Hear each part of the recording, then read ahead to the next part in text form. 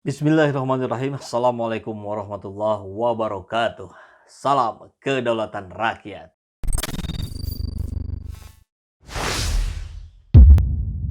Sahabat semua, kita lihat di berbagai gambar meme mulai bertebaran.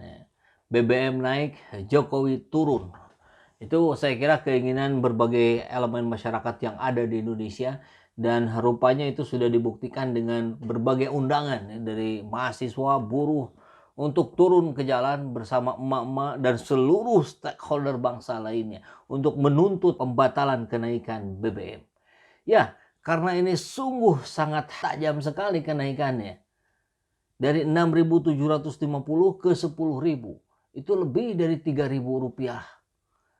Berapa? Mungkin sekitar mencapai 40%-an ya. Ngeri.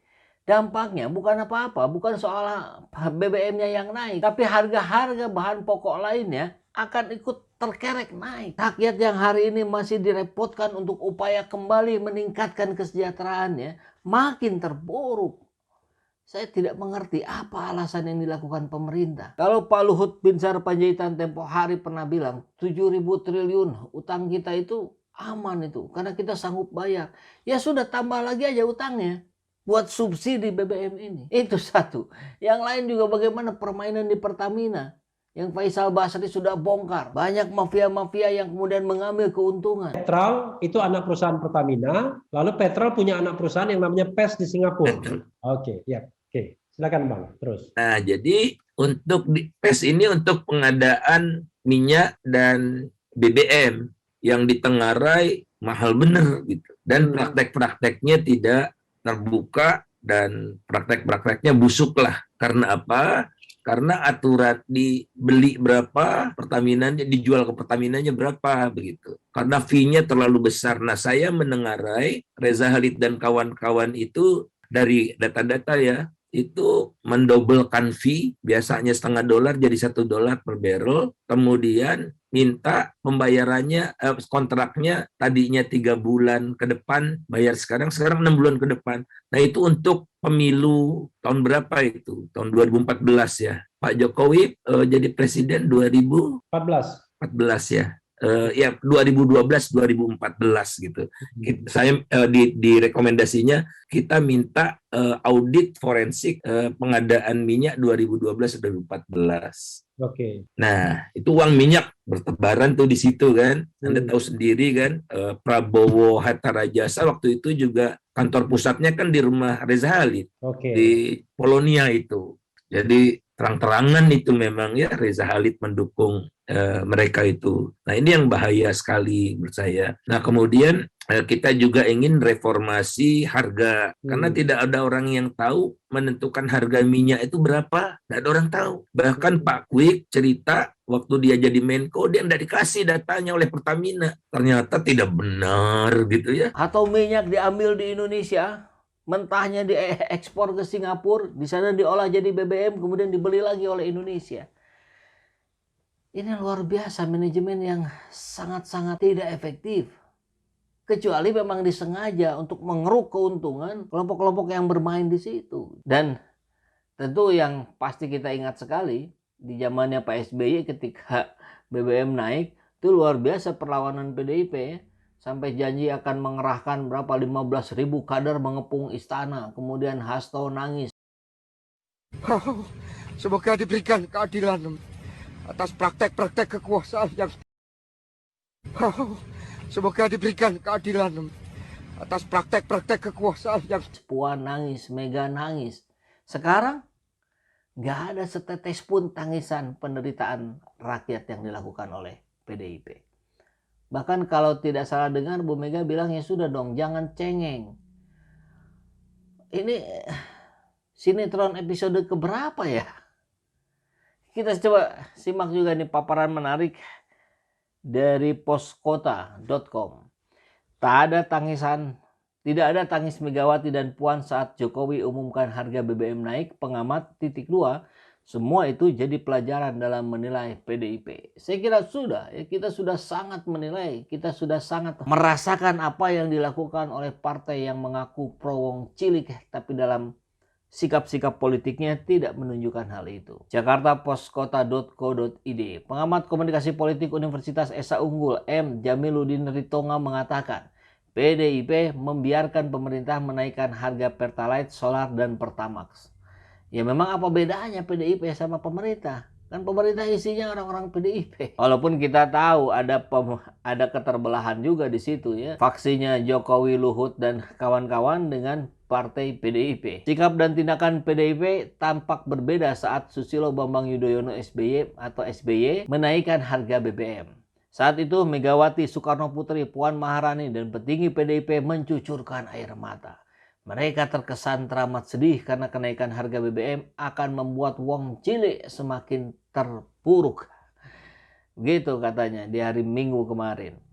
PDIP juga turun ke jalan menyuarakan penolakan kenaikan BBM. Mereka seolah terdepan membela wong cilik. Seolah-olah. Tapi ternyata argumen pembelaan wong cilik sudah tidak mengemuka saat Jokowi menaikkan harga Pertalite, solar, dan Pertamax. Terutama Pertalite itu yang digunakan oleh rakyat jelata hari ini. Megawati, Puan, Sekjen PDIP, dan petinggi PDIP sudah tidak galak dan seolah pasrah atas keputusan petugas partainya. Ucapnya begitu. Sudah tidak ada tangis Megawati, Puan, serta petinggi saat Jokowi mengumumkan harga BBM. Tidak ada demo ke jalan dari PDIP. Mereka ibarat paduan suara tak terdengar suara lantangnya. Jadi masyarakat menanyakan air mata Megawati, Puan, dan petinggi PDIP saat menentang kenaikan harga BBM di era SBY. Murni membela wong cilik atau air mata politik? Air mata politik itu maksudnya apa ya? Air mata kebohongan kah? Saat ini kiranya masyarakat sudah dapat menjawabnya.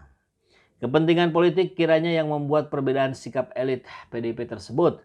Saat mereka menjadi oposisi, mereka terkesan partai yang paling lantang membela wong cilik.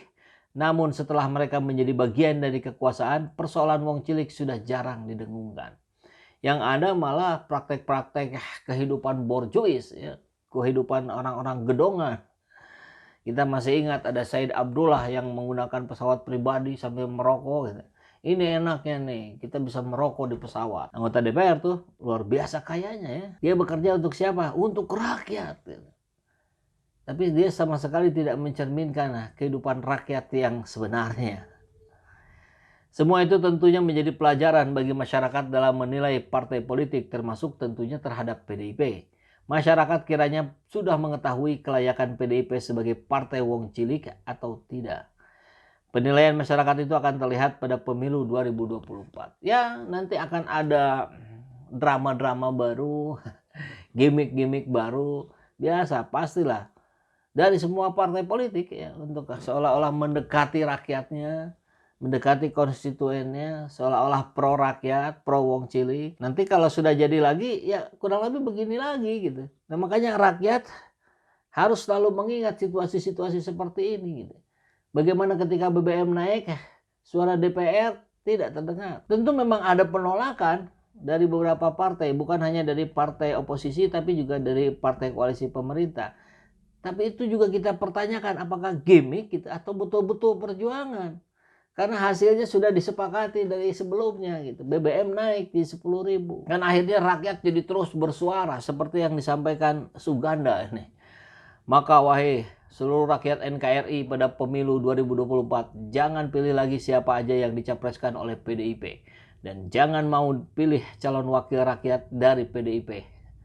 Ya begitu, ini terus menggaung gitu. Bahkan Ardison Gantino ya, setuju PDIP partai pembohong. Ini kalimat-kalimat seperti ini juga banyak nih. Bismillah 2024 saya dan keluarga besar menyatakan haram untuk memilih PDIP juga wakilnya. Ini tangisan munafik.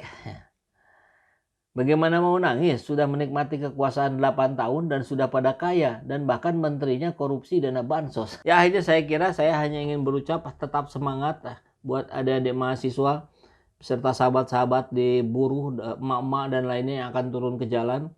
Tetap jaga fisik, tetap jaga pikiran agar tetap berakal sehat, jangan sampai terprovokasi. Kita berjuang untuk rakyat. Kita berjuang untuk menegakkan keadilan dan menentang kezaliman. Alhamdulillahirrabbilalamin, saat ini banyak sekali sahabat-sahabat dari Saiful Zaman Channel yang menjadi patron dari kegiatan ini, yang mendukung, yang mensupport dengan berbagai cara. Luar biasa, via WhatsApp, via grup, via media sosial lainnya. Bahkan tidak sedikit yang kemudian mendonasikan uangnya untuk perjuangan kami di medan dakwah ini. Ya jelas hal ini sangat membantu keberlangsungan channel ini karena kebutuhan pun kemudian bertambah. Tidak bisa lagi ini dikerjakan oleh 1-2 orang. Kita harus merekrut lebih banyak orang. Dan itu jelas membutuhkan dana yang tidak kecil. Oleh karena itu buat sahabat-sahabat semua yang terus mendukung kami, doakan juga kami untuk mampu istiqomah, untuk mampu terus menyuarakan dan menggemakan suara hati rakyat. Dan seperti biasa, bagi yang ingin membersamai kami dengan membantu operasional channel ini, sahabat bisa mendonasikannya ke nomor rekening yang ada di bawah sini. Dan silakan untuk mengkonfirmasikannya ke nomor yang ada di sini.